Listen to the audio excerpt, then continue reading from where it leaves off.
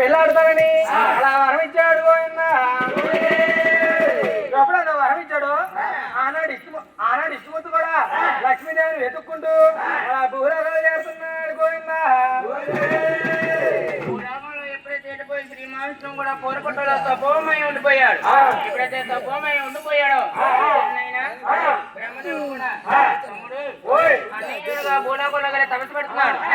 తిందామంటే తిండి లేదు, తాగుదామంటే నీళ్ళు లేవు.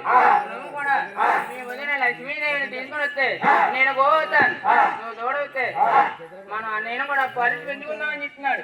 అప్పుడు కూడా విష్ణుమూర్తి ఎప్పుడైతే భూలోకంలో తపస్సు పెడుతున్నాడు చూడు కూడా లక్ష్మీదేవి దగ్గరని అలా బతిమలాడుతాడు పోయిందా.